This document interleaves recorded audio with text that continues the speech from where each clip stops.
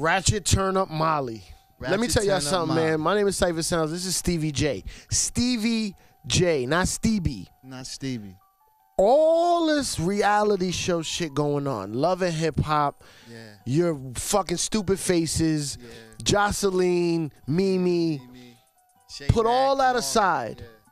Can I talk to Stevie J for 1 minute? Absolutely. That's why I had to take the shades off. Okay, yeah. Here's my thing. I'm a huge Stevie J fan from early in the day. I don't even know with all your crazy reality TV, VH1 drama and clubs you do and all this shit you go through. I don't know if people know the actual real history, right? There would not be a Bad Boy Records as we know it. There would not be a Biggie Life After Death album without you. It's a blessing, man. Right? You know? Yeah, I created a lot of hits on that. Because I was a dude, I always wanted to be a producer. This radio thing fell into my lap. This comedy shit I do now came out of nowhere. Yeah. All I wanted to ever do was be a producer. I'm the type of kid, I used to go get a new CD or a new album, rip the plastic, credits, read all the credits. And your name started popping up, let's say, what, 94? Like, how did you get down with Puff? Well, I started with Jodeci actually first. Oh, Jodeci. Yeah, and then I was on tour with him. And it was doing what, music? Like playing producing guitar, with them? playing keys, singing back. Live? Vocals, yeah.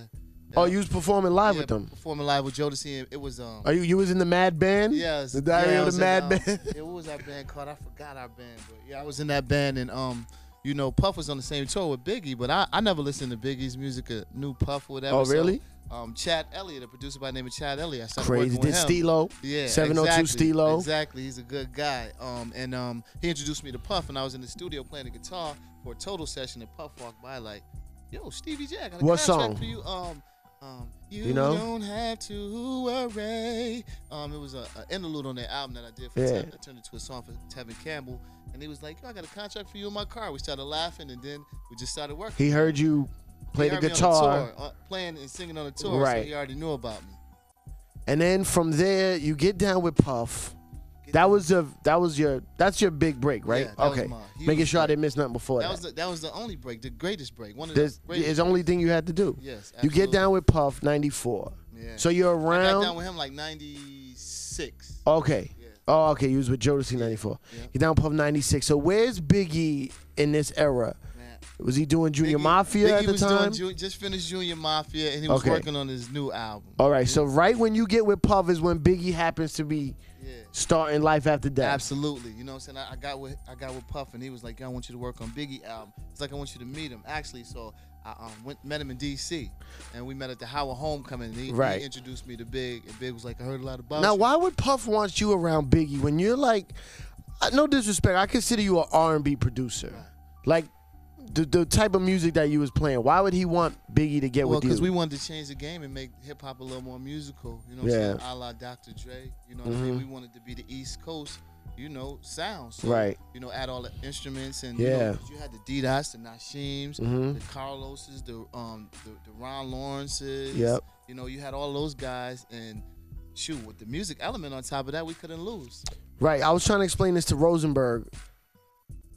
There was songs, there was producers, they gave Biggie beats. He rhymed to them.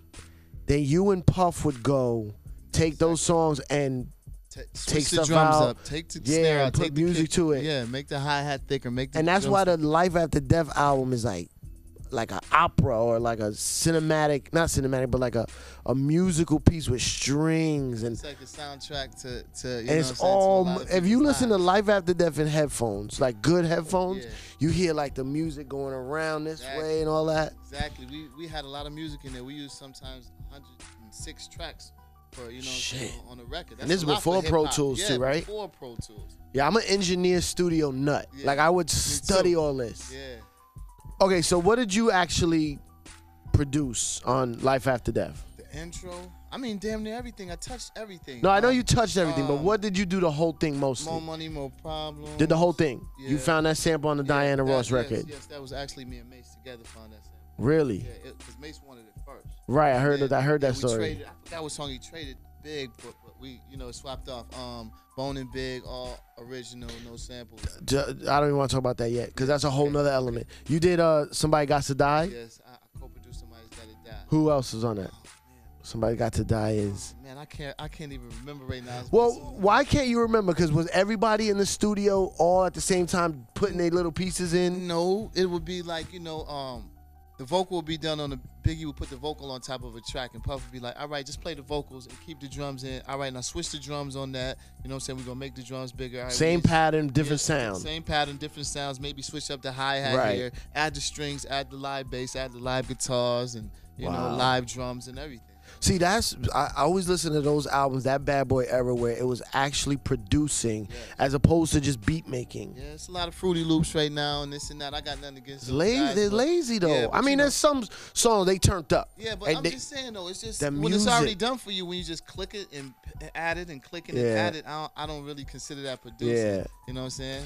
What did you do? What's the one with the dramatic sample? In the rain. Play a Hater. Yeah. No. The one, I think that is Somebody Got to Die. What about You Go, I Got to Go, Somebody Got to Die? I'm on that too. That's me too. There's parts where it's just piano playing and the rain and all that. Piano parts was done by me and my partner J-Dub. We handled all the piano parts, but yeah, that was a part of history that could never be remade. And I think if more producers, I believe if more producers would just try to play a little something on top of it, as opposed to just getting the loop and just pacing it. Yeah. We'll have a little more interesting music right now. So what else were you doing at that time? You did Big Album. I did Big Album, 112 Soul album. Right. Half of Mariah's album. And there was a lot of remixes too. A lot of I found this record. I sent you a picture of it.